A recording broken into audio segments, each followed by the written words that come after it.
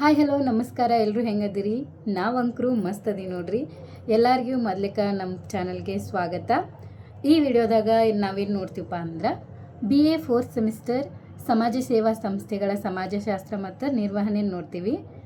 ಮೊದಲಿಕ ಸ್ನೇಹಿತರೆ, ನಾವು ನಮ್ಮ ಜೀವನದಲ್ಲಿ ನಮಗಾಗಿ ಮಾತ್ರ ಬದುಕಿದ್ರೆ ಸಾಕಾಗಂಗಿಲ್ಲ. ಹಂಗೆ ಸಮಾಜಕ್ಕೂ ಏನಾದರೂ ಒಳ್ಳೆಯದನ್ನು ಮಾಡಬೇಕು. ಹಂಗಂತಂದು ಕಲಿಸೋದ ಸಮಾಜ ಸೇವಾ ಸಂಸ್ಥೆಗಳ ಸಮಾಜಶಾಸ್ತ್ರ. ಈ ವಿಷಯ ಏನು ಹೇಳ್ತೈತಪ್ಪ ಅಂದ್ರೆ ನಮಗೆ ಸರ್ಕಾರದ ಹೊರತಾಗಿ ಸಮಾಜಕ್ಕೆ ಸೇವೆ ಮಾಡುವಂಥ ಸಂಸ್ಥೆಗಳೇ ಸಮಾಜ ಸೇವಾ ಸಂಸ್ಥೆಗಳು. ಹಂಗೆ ಬಡವರು, ಮಹಿಳೆಯರು, ಮಕ್ಕಳು, ಗ್ರಾಮಗಳು ಇವರ ಅಭಿವೃದ್ಧಿ ಕೆಲಸ ಮಾಡ್ತೈತೆ ಅಂತಂದು ಹೇಳ್ಕೊಡ್ತೈತಿ. ಬರ್ರಿ ಈಗ ನೋಡ್ಕೋತ ಹೋಗೋಣ ಯಾವ್ಯಾವ ಚಾಪ್ಟರ್ದಾಗ ಏನೇನು ಪಾಯಿಂಟ್ಸ್ ಅದಾವು ಅಂತಂದು ಶುರು ಮಾಡೋಣ. ಬರ್ರಿ. ಮೊದಲನೇ ಚಾಪ್ಟರ್ ಇಂಟ್ರೊಡಕ್ಷನ್ ಅಂದರೆ ಪರಿಚಯ. ಬರೀ ಇದ್ರಾಗ ಏನೇನೈತೆ ಅಂತಂದು ನೋಡ್ಕೋತ ಹೋಗೋಣ.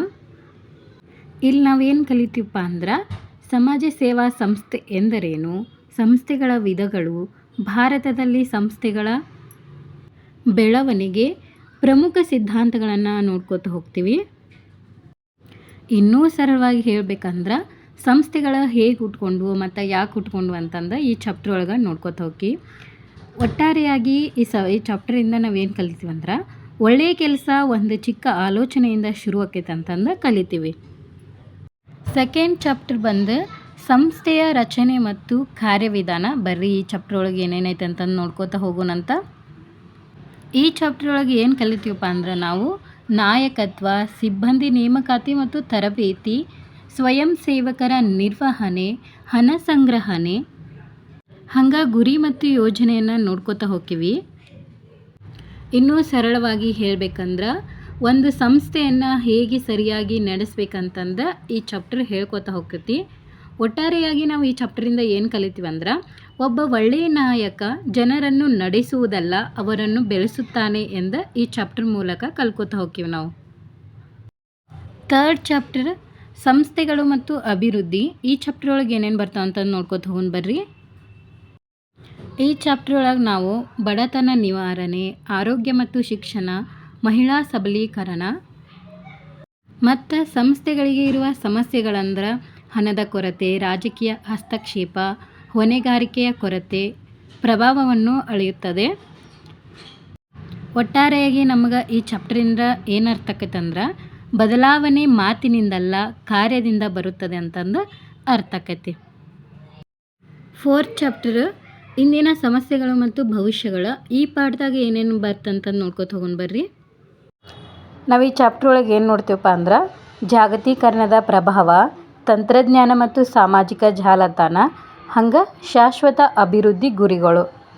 ಸರಳವಾಗಿ ಹೇಳಬೇಕಪ್ಪ ಅಂದ್ರೆ ಇಂದಿನ ಕಾಲದಲ್ಲಿ ಸಂಸ್ಥೆಗಳು ಹೇಗೆ ಬದಲಾಗುತ್ತಿವೆ ಅಂತಂದು ಈ ಚಾಪ್ಟರ್ ಒಳಗೆ ನೋಡ್ತೀವಿ ನಾವು.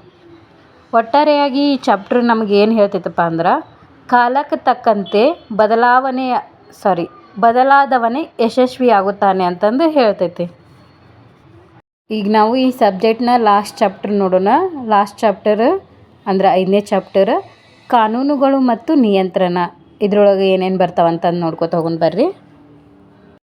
ಈ ಚಾಪ್ಟರ್ ಒಳಗೆ ಸಮಾಜ ಸೇವೆ ಸಂಸ್ಥೆಗಳು ಮತ್ತು ಕಾನೂನುಗಳು, ನೋಂದಣಿ ವಿಧಾನಗಳು, ಹಣಕಾಸು ನಿಯಮಗಳು ಬರ್ತಾವೆ.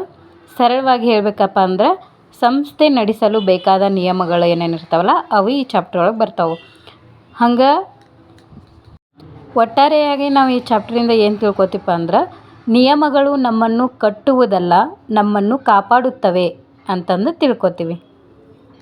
ನೋಡಿದ್ರಲ್ಲ, ಇವಿಷ್ಟು ಈ ಸಿಲೆಬಸ್ನ ಅಂದರೆ ಈ ಸಬ್ಜೆಕ್ಟ್ನ ಚಾಪ್ಟರ್ಸ್ ಆಗ್ಯಾವು. ಕೊನೆಯದಾಗಿ ಏನಪ್ಪ ಅಂದ್ರೆ ಸಮಾಜಕ್ಕೆ ಸಹಾಯ ಮಾಡುವವನೇ ನಿಜವಾದ ದೊಡ್ಡವನು.